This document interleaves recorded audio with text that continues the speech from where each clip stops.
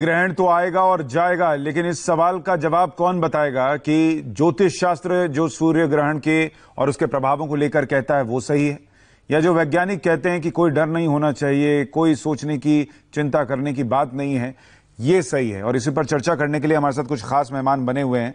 हमारे साथ इंदु प्रकाश जी बने हुए हैं, शैलेश तिवारी हैं, निमिष कपूर हैं और रिंटू जी भी लगातार बने हुए हैं। दो साइंटिस्ट, दो ज्योतिषाचार्य हमारे साथ हैं। शैलेश जी, अभी जो ब्रेक पर जाने से पहले बात हुई, आचार्य जी कह रहे हैं विज्ञान तो बच्चा है, वैज्ञानिक कह रहे हैं कि ज्योतिष शास्त्र जो है वो तो ठहरा हुआ पानी है। दर्शक फिर कंफ्यूज है, किस तरफ देखे और किसे सही माने? सुशांत जी, मैं आचार्य इंदु प्रकाश की बातों से पूरी तरह से सहमत हूँ। जिस प्रकार इंदु प्रकाश जी कह रहे हैं कि साइंस जो है बच्चा है, या साइंस को हम मॉडर्न साइंस बोलते हैं, जबकि हमारा जो साइंस है वैदिक साइंस है। एस्ट्रोलॉजी वैदिक साइंस का एक पार्ट है। वेद आज हमारे 5000 वर्ष पहले वेदव्यास जी के द्वारा लिखा गया। और मैं आपको सुशांत जी बता दूं कि निमिष कपूर जी भी इस बात से सहमत होंगे कि ग्रहण काल में ज्यादा बैक्टीरिया और वायरस उत्पन्न होते हैं, और जब वायरस और बैक्टीरिया उत्पन्न होंगे तो क्या उस बैक्टीरिया वायरस के उत्पन्न होने पर खाना खाना कितना उचित होगा। मेरा मानना है कि जब बैक्टीरिया और वायरस उत्पन्न होते हैं और पूरी दुनिया में जब निगेटिव ऊर्जा, नकारात्मक ऊर्जाएं का स्राव होता है, जब सूर्य का प्रकाश पृथ्वी पर नहीं आता तो पूरी दुनिया में निगेटिव ऊर्जा का स्राव होता है। और कहा जाता है कि जैसा हो आपका मन वैसा खाएंगे अन्न और वैसा बनेगा तन। अगर आप नकारात्मक ऊर्जा स्राव होते समय आप अन्न खाएंगे तो निश्चित तौर पर आप बीमार पड़ेंगे, रोगी होंगे।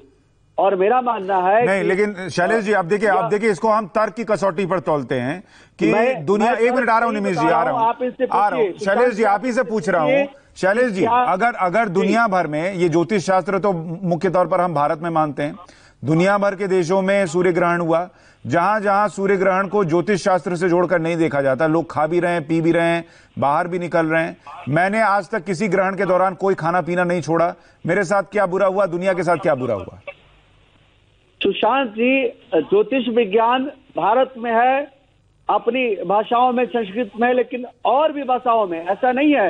हिब्रू में भी ज्योतिष का अलग है, अरबी में भी ज्योतिष का अलग अलग, उनकी ज्योतिष की अलग अलग विद्याएं। हमारे ही जो वेद है उनसे चुरा करके ले गए ज्योतिष की विद्याओं को, और अलग अलग भाषाओं में, जैसे हम हिंदी और संस्कृत में ज्योतिष बोल रहे हैं, किसी भाषा में कोई नहीं। शैलेश जी, मेरा सवाल दूसरा है। अभी देखिए, मैंने 1 घंटे का ब्रेक लिया था सर, कुछ खाने के लिए गया था, और इसी सूर्य ग्रहण के दौरान मैंने खाया है। मेरे साथ क्या होगा ये बताइए।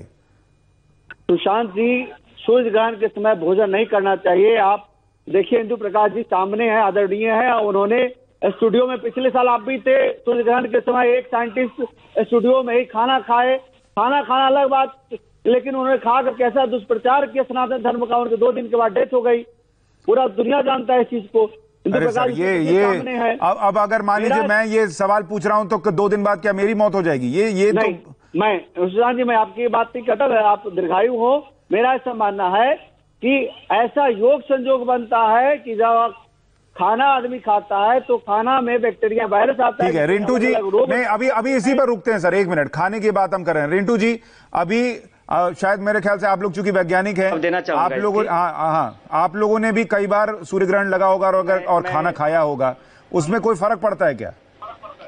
मैं उसके पहले मैं एक चीज बता दूं, जो शायद सबको नहीं पता है, जो हमारे यहाँ पे पैनलिस्ट बैठे हैं इनको भी पता नहीं है, कि जो मैंने पहले बोल चुका हूं कि पूरी साल में 2 बार मिनिमम सूर्य ग्रहण होगा और मैक्सिमम 5 बार होगा, एंड टोटल सूर्य ग्रहण और चंद्र ग्रहण 7 से ज्यादा नहीं होगा।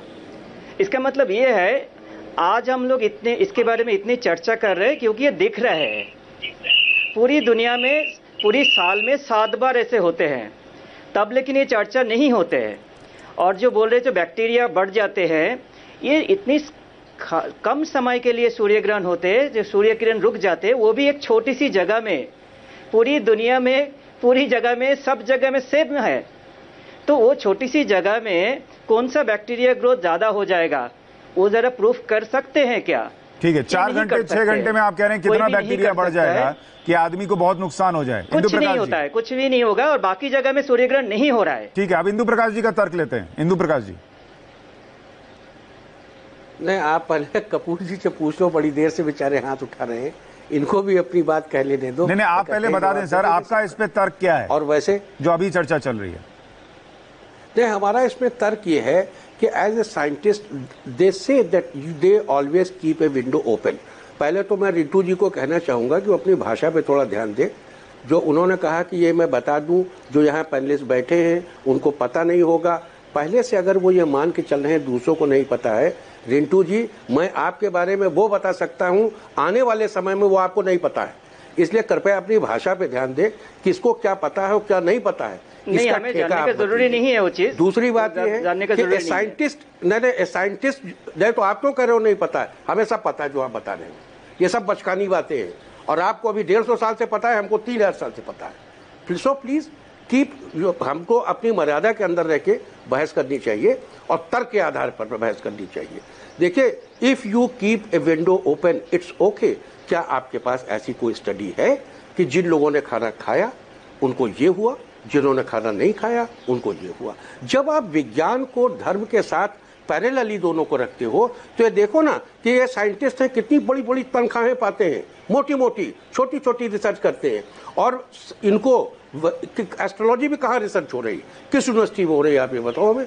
कहीं रिसर्च नहीं हो रही। रिसर्च होने की आवश्यकता है। इंदु प्रकाश, मैं ये कहना चाहता हूं, आप ये कह रहे हैं कि कोई स्टडी नहीं है कि खाया तो ये हो गया और नहीं खाया तो ये नहीं हुआ, लेकिन अपने अपने उदाहरण तो हैं। एक और बात बता दूं, 3 लोग बैठे, एक बात यहाँ और जोड़ दूं, वैज्ञानिक बैठे, उसके बाद आगे चलेंगे कि सूर्य ग्रहण के दौरान खा के आया हूं, मैं अभी खा के आया हूं और मुझे कुछ नहीं हुआ। बिल्कुल, बहुत अच्छा आपने। अब now what you are asking me to reply, आप कह रहे हो कि मैं एक जमीन में अभी आम का वो पौधा, वो बीज बो के आया हूं, देखो कहां फल लगा मेरे अंदर। अरे बच्चे, टाइम लगेगा, it shall take some time. अच्छा ठीक है, कितने दिन बाद मेरे पर असर होगा ये बता दीजिए। हमारा धर्मशास्त्र ये नहीं कहता कि खाना खाने से आप मर जाओगे। हमारा धर्मशास्त्र इट्स ए क्लास, भारतीय जो मेधा है, भारतीय सनातन विधा जो है, ये एक क्लास चीज है, ये सुपीरियर लेवल की बात करती है। अगर आप खाना नहीं खाओगे तो आपको ज्यादा फायदा होगा, अगर आप खाना खा लोगे तो आपको उतना फायदा नहीं होगा। प्लीज रिमेन ऑन पॉजिटिव, कोई फर्क नहीं पड़ेगा, don't go on negative side. Negative side sir, आपके पास भी तो कोई स्टडी नहीं है जिसने खाना खा लिया उसको कम फायदा हुआ और जिसने नहीं खाया उसको ज्यादा फायदा हुआ। बिल्कुल ठीक बात है, मैं तो कह रहा हूँ ना, आपको तो अरबों की फंडिंग होती है, आप करो ना रिसर्च, हम लोगों के लिए तो कोई फंडिंग ही नहीं है। सर कितना, आप लोगों को भी तो कितना चढ़ावा आता है कर रहे हो अपनी, हमको तो कोई फंडिंग नहीं आती सर।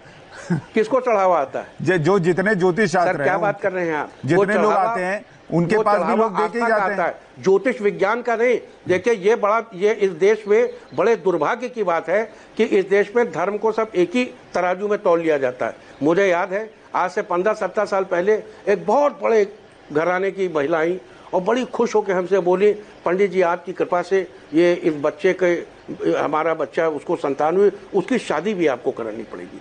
अब हमारी ये नहीं समझ में आया, ये वो देश है जहां लोग पुरोहित को भी वही समझते हैं, कर्मकांडी को भी वही समझते हैं, ज्योतिषी को भी वही समझते हैं, पुजारी को भी वही समझते हैं। अजीब कमाल की बात है।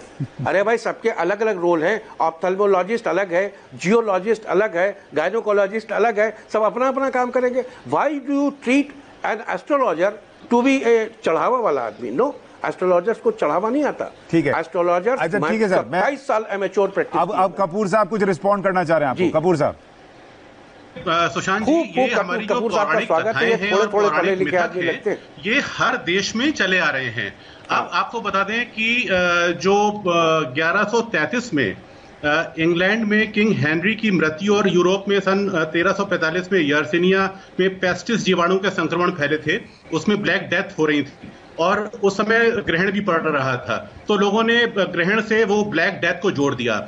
उसी तरह से 1 मार्च 1504 में कोलंबस को ये पता था कि ग्रहण कैसे होता है। अब कोलंबस ने क्या करा कि कोलंबस ने कहा कि भाई मुझे ईश्वरीय शक्तियां प्राप्त हैं और मैं देखो अभी चंद्रमा को ग्रहण लगा दूंगा। और उन्होंने चंद्र ग्रहण कर दिया।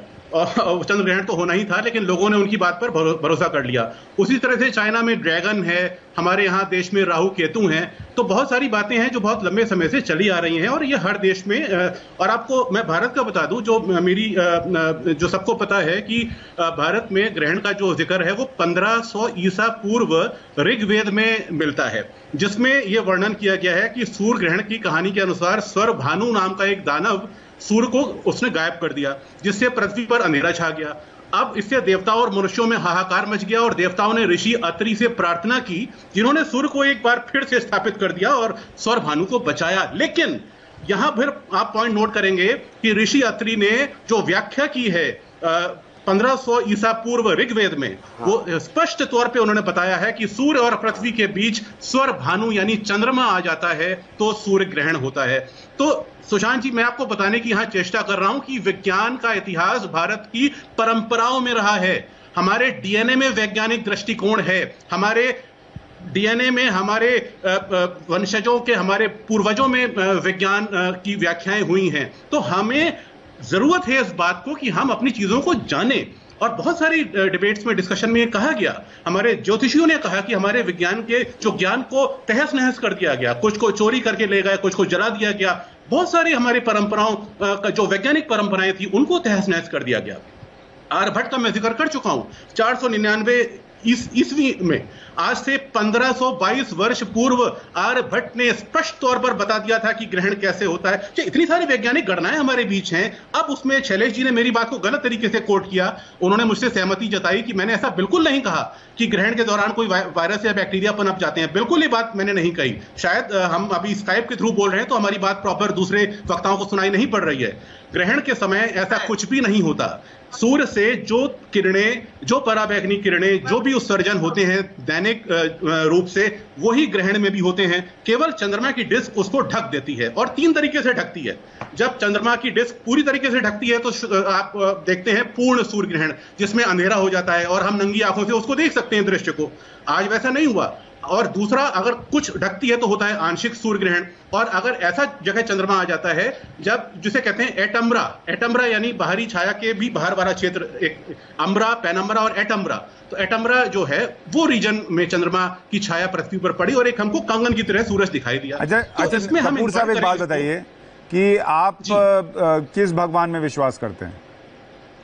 सर, मैं प्रकृति के भगवान में विश्वास करता हूं, और उस प्रकृति के भगवान जो हैं वो अल्लाह है, राम है, ईसा है, और हमने उसी प्रकृति को अपने धर्म बना दिया है। ये कोट कर रहे हैं वैज्ञानिक, इन्होंने कई चीजें गलत कोट की हैं। 1500 BC में ऋग्वेद नहीं लिखा गया था। नहीं, मैं ये इसलिए पूछ रहा हूँ कपूर साहब, आप कभी मंदिर नहीं जाते?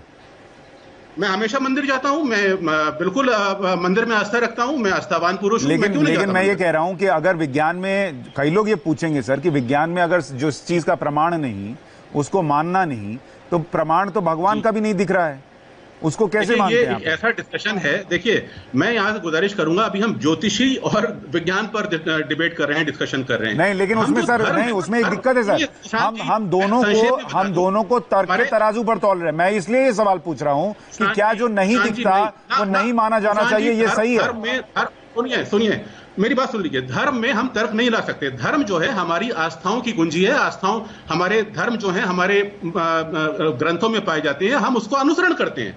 हमारा धर्म सिखाता है कि हम सत्य को जाने, तथ्य को जाने। किसी भी धर्म ग्रंथ में क्या ये लिखा हुआ है कि हम अंधविश्वास को फॉलो करें? किसी धर्म ग्रंथ में यह लिखा हुआ है कि हम सूर्य ग्रहण में हम घर के अंदर रहें? किसी धर्म ग्रंथ में ऐसा नहीं लिखा हुआ है। हर एक धर्म ग्रंथ में लिखा हुआ है कि हम अपने मानवीय मूल्यों को जानें। मैं ये कहना चाहता हूँ कि ये जो भी चीज कह रहे हैं उसको कोट करेंगे, बताएंगे। इन्होंने कहा Rigveda 1500 BC, Rigveda were not written in 1500 BC। Timeline का बता रहे हैं, और ऋग्वेद में इन्होंने जो बताएं। मैं ऋग्वेद लिए बैठा हूँ, मैं अभी खोल के दिखाता हूँ इसमें कहाँ है। तो देखिए, बहस करना बहुत अच्छा लगता है, लंबी लंबी भाषा बोल देना बड़ा अच्छा लगता है, लेकिन we must talk on facts and facts only. ठीक है, ज्योतिष विज्ञान है, ज्योतिष विशुद्ध विज्ञान है, आपके मॉडर्न डे साइंस से ज्यादा साइंटिफिक विज्ञान है। विक्रमादित्य, आपको बता दूं कि जब आप विक्रमादित्य जी का भी रिएक्शन, मैं मना नहीं कर रहा हूं सुशांत जी, आप ज्योतिष को विषय के रूप में पढ़िए और पढ़ाइए, बिल्कुल रिएक्शन होना चाहिए। ये कहना कि सूर्य ग्रहण में आप हवाई फायर नहीं, हवाई फायर नहीं, नॉट हवाई फायर, सूर्य ग्रहण में आप दरवाजे बंद कर लीजिए, ये कहना गलत है और तर्कसंगत नहीं है। ये अंधविश्वासों को बढ़ावा देगा और हमारे लोगों को। और ठीक है सर, थोड़ा सा एक विक्रमादित्य जी का रिएक्शन लूं। आचार्य विक्रमादित्य, आप इस पूरी बहस में किस तरफ मिथ मत कहिए, क्या दोनों साइंस में कोई फर्क है, या बिना सबूत के ये कहना कि आप खाएंगे सूतक लग गया तो दिक्कत हो जाएगी, ये ठीक है? माइथोलॉजी ऐसी कोई चीज नहीं होती। देखिए आप विक्रमादित्य जी प्लीज अपनी बात, देखिए विज्ञान और विक्रमादित्य जी प्लीज, देखिए विज्ञान को जी बिल्कुल, देखिए विज्ञान को समझने के लिए और ज्योतिष को समझने के लिए उसकी अध्ययन की आवश्यकता है। अगर अध्ययन करेंगे तो सामंजस्य बैठ जाएगा, और दोनों के दोनों यदि अध्ययन नहीं करेंगे तो सामंजस्य नहीं बैठेगा। तथाकथित तौर पर यहां पर बहुत सारे कोट लोग कर देते हैं, ऋग्वेद को कोट करने का प्रयास किया। ऋग्वेद में कोई कथाएं नहीं है, इस बात को समझ लेना चाहिए। ऋग्वेद के अंतर्गत जो मंत्र है वहां किसी देवता की आराधना करने की बात नहीं की गई, वहां स्वयं को अंगिरसो भवेद माद्रिम रुजेम वेद कहता है। अभी वेद को कोट करते हुए कहा गया कि इतने वर्ष पूर्व अत्रि ऋषि ने वेद की ऋचा में यह कहा। इस बात को समझने कि वेद की तो आयु अलग अलग ऋषियों ने अलग अलग समय पे अलग अलग पाश्चात्य विज्ञान किया। यहां तक कह दिया गया कि ऋग्वेद की रचना 75,000 वर्ष पूर्व की गई, और आज के तथाकथित जो महानुभाव यहां बैठे हैं, कपूर साहब जो अपने आप को कह रहे हैं, वो तो कहेंगे 75,000 वर्ष पूर्व लिखा ही नहीं जा सकता। मैंने नहीं कहा, मैंने तो उससे पहले, अगर हम भारतीय संस्कृति के अनुसार समझे तो बहुत अनादिकाल में लिखी गई, परंतु पाश्चात्य रिसर्च करने वाले बहुत सारे वैज्ञानिकों ने इस बात को माना कि 75,000 वर्ष पूर्व वेदों की रचना की गई, ऋग्वेद की स्पेसिफिकली। और ऋग्वेद की ऋचाओं की बात जो की जा रही है, जो पुराणिक काल के अंदर पुराणिक अरे सुन लीजिए भाई साहब, तो आप धर्म पे, और धर्म जो है वो तर्क पे चलता है, आस्थाएं तर्क पे नहीं, भारतीय संस्कृति जो है वो तर्क प्रधान है, तर्क पे रहकर ही हर विज्ञान की बातों को समझे। हम अंधविश्वास नहीं है, भारतीय संस्कृति में ज्योतिष विज्ञान में जो बातें की गई अंधविश्वास पे नहीं है, पूरी तरह से रिसर्च ओरिएंटेड है, एक एक बात को अनुभव करने के बाद लिखी गई। अभी आपने कहा ग्रहण का कोई प्रभाव नहीं है, मैं दिल्ली में एक हॉस्पिटल चलाता हूं और बहुत सारे रिसर्च केसेस को मैंने स्टडी किया। जिन जिन गर्भवती स्त्रियों पर छाया ग्रहण की छाया पड़ी उन पर उसका प्रभाव पड़ा। अभी नासा ने एक रिसर्च करी जो गूगल पे अवेलेबल है, और उनकी गलत है आपका, ये डेटा गलत होगा। स्टेटोस्फेयर के अंदर ये स्टेटोस्फेयर, अच्छा सर एक ब्रेक ले रहा हूं। आप जो ये कह रहे हैं कि गर्भवती महिलाओं ने सूर्य ग्रहण के दौरान या ग्रहण के दौरान कुछ किया तो असर पड़ा, इस पर थोड़ी चर्चा करूंगा, क्योंकि इस पर भी वैज्ञानिक कह रहे हैं कि ये डेटा ठीक नहीं है। इस पर थोड़ी और चर्चा करेंगे, एक छोटे से ब्रेक के बाद लौट रहे हैं।